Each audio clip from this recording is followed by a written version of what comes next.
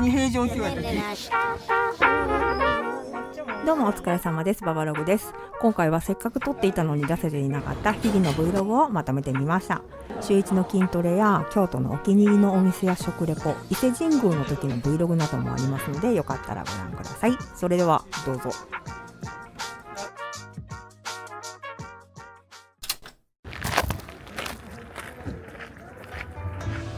京都の桜はなぜか特別感がありますが、住んでる者にとってはいつの間にか散ってしまっている年が何度か訪れます。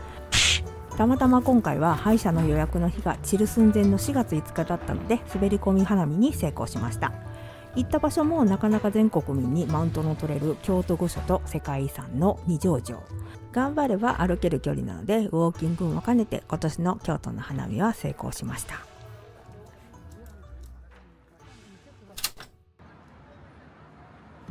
ちょうどランチタイムになったので、二条城あたりに行った時におすすめのカフェがこちらのソングバードコーヒー。古いビルをリノベしているっていうだけでもうおしゃれで大好きなカフェになっています。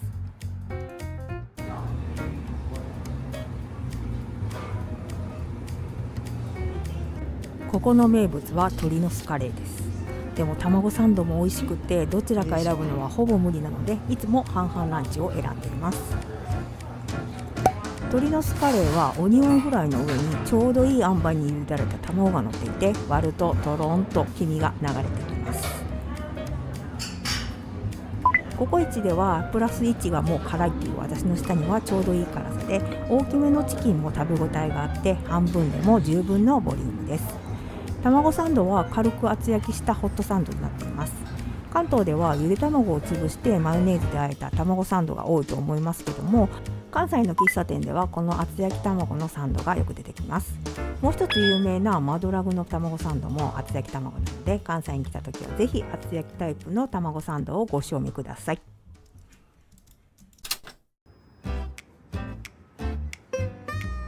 こちらはおしゃれなインスタグラマーが京都に来たらこぞって訪れる立ち食いそばのすばです。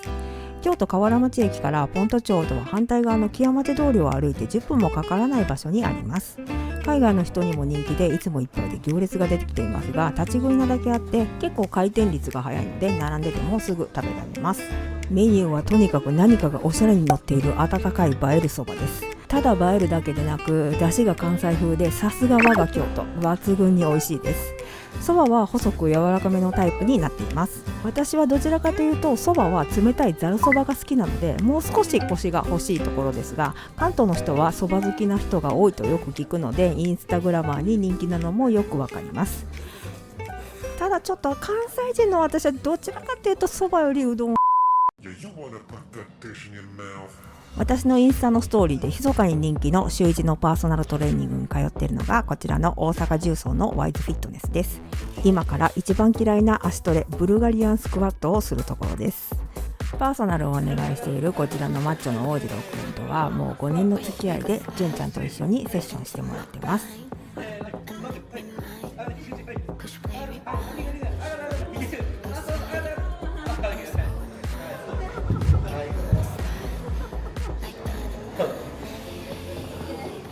パーソナルって筋トレの知識がなかったらお願いするのもちょっと恥ずかしいと思っている方も多いかもしれませんが、こんないつまで経ってもポンコツでもしっかり取り組んでくれるし、誰かに言われないとここまで限界にできないってタイプの人にはぴったりの運動だと思っています。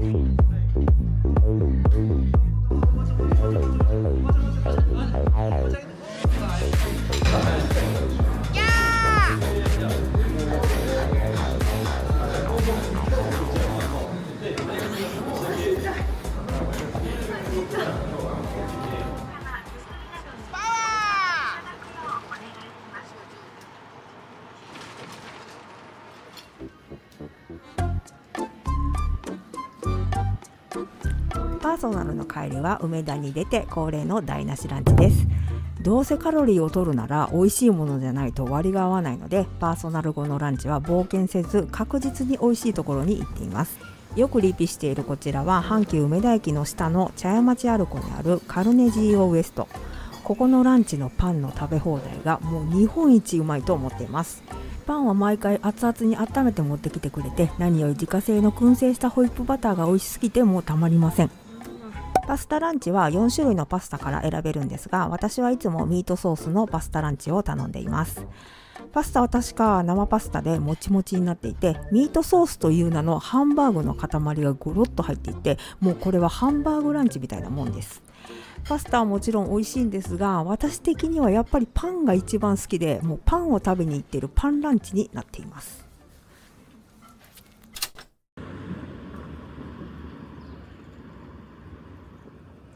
韓国出張から帰ってきた翌日、 YouTube のジングルの似顔絵を描いてもらったイラストレーターの溝端咲さんが京都で雰囲気似顔絵屋さんのポップアップをすると聞きつけて、新しい似顔絵を描いてもらおうと思って行ってきました。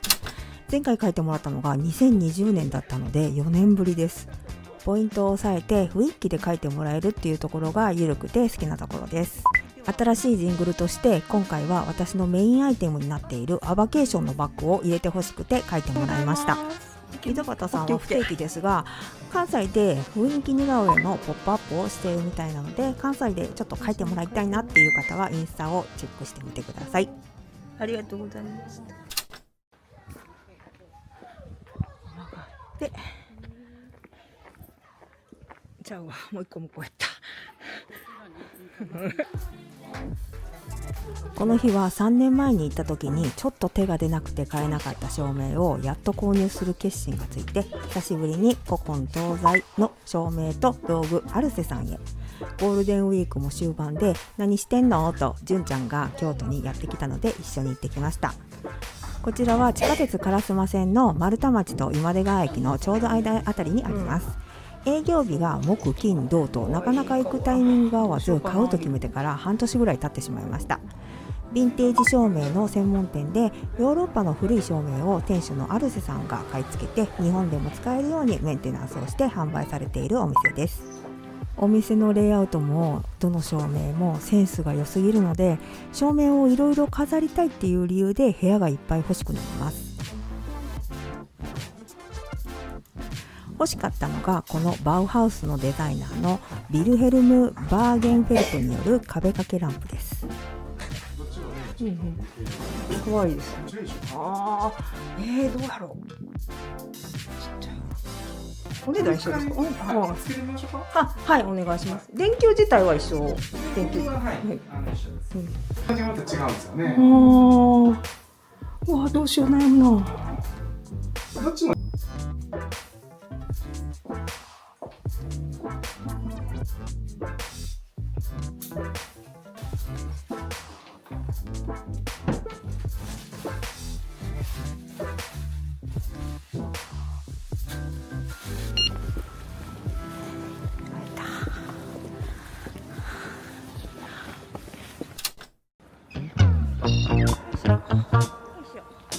そのまま地下鉄烏丸線で烏丸大池に降りて直結の新風館のルラボへ。前回のスキンケアの動画で紹介しましたが、この日にレロリのレフィルサービスをお願いしに行ってきました。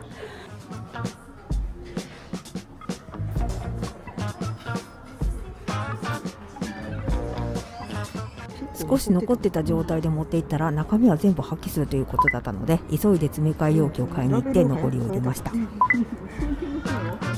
撮影用に。これさ、21年やからさ。あ、結構経ったな。結構。そう。21年。ラベルはまた新しく貼り替えてくれるとのことだったので、文字を選んで30分ほどで完成。20% オフで購入することができました。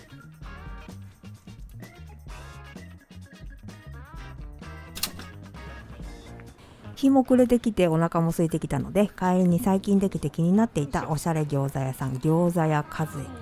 焼き加減最高の餃子とチャーハン、焼きそば、チャーシューなどメニューは少なく飲みメインといった感じですが、サクッと餃子とビールを飲みたいっていう時にはぴったりのお店でした。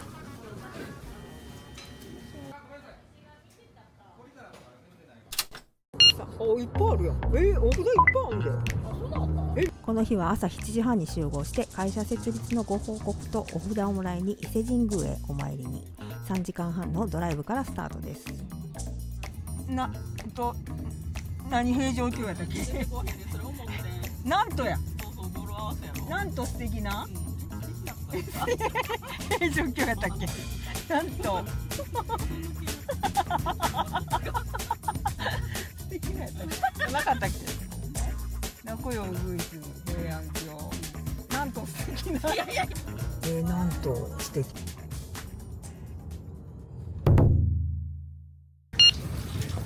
伊勢神宮は内宮と下宮の2つに分かれていて、意外とこの2つ離れています。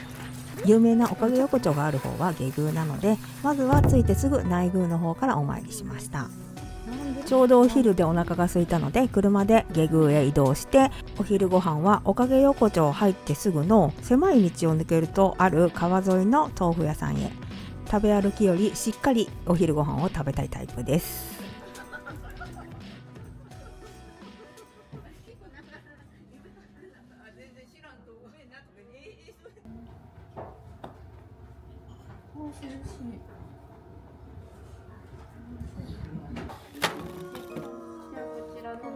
はい、豆乳ですね。はい、豆乳の方、絞りたての豆乳でお体にいいので、はい、そのまま食前にお飲みください。はい。で、お豆腐の方が寄せ豆腐です。はい。寄せ豆腐の方はそのままでお塩かけて、タレと薬味3通りでお召し上がりください。はい。で、天ぷらの方もお塩の方でね、はい。お召し上がりください。はい。以上でよろしいですか。はい、ありがとうございます。やった。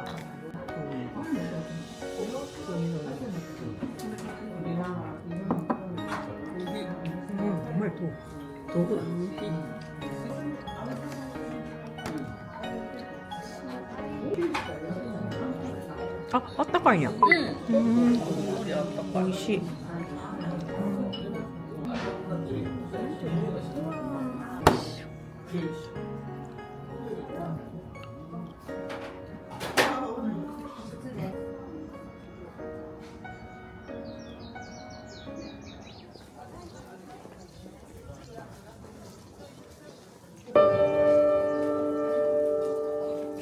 臨時休業。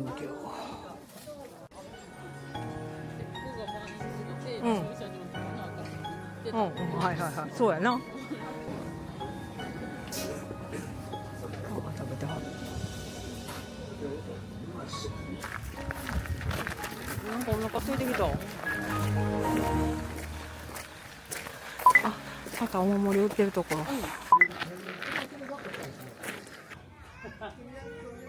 駐車場の横のこの赤福屋さんは吸い取りますのでおすすめでございます。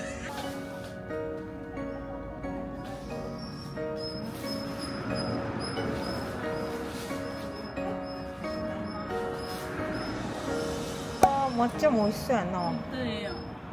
2個食べてもいいぐらい。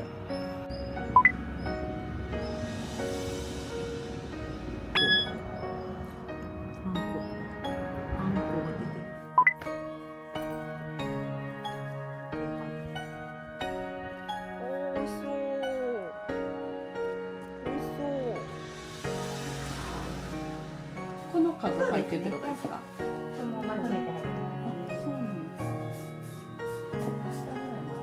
明日まで。明日まで。はい。10個のやつを1つと。どうしても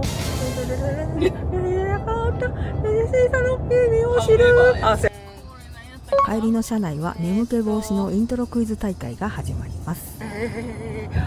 ミーシャ違う鬼あ違う平原綾香のジュピター。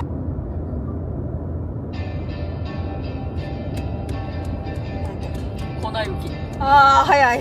ゲーや。あれゲーや。フリア1個の息子のやつや。ドラゴンアッシュ系じゃない？ファンタジスタ。ああ、よかった。ウォーウォーや。ウォー。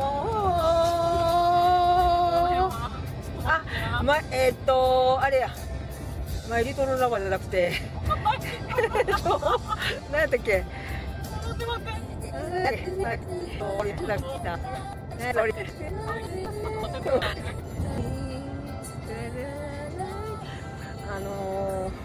ラブワゴンやね。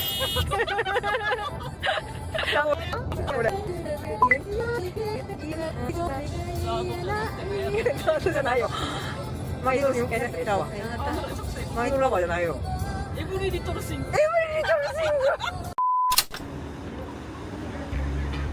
去年東京で大盛況だったジブリ展が京都にやってきたので、友達に予約を取ってもらって行ってきました。京セラ美術館です。ジブリ作品の時系列やナウシカの深海でオウムが見れたり、ポスターなりきり写真が撮れて楽しかったです。ジブリ展は6月で終わってしまいましたが、同時開催中の村上隆のもののけ京都が9月2日まで開催中で、ヴィトンとコラボしたお花の金色の親子像がまだ見れます。京セラ美術館から歩いて行けるおすすめ町中華のマルシン飯店。久しぶりにここの天津飯が食べたくて1時間並んでしまいました。あんが美味しいと評判なのですが、この卵のふわふわの焼き加減も最高すぎます。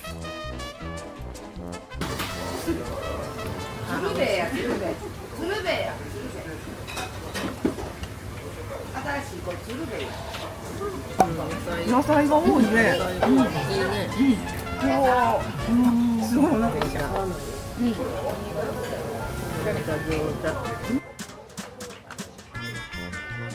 以上、私の仕事以外の日常 Vlog でした。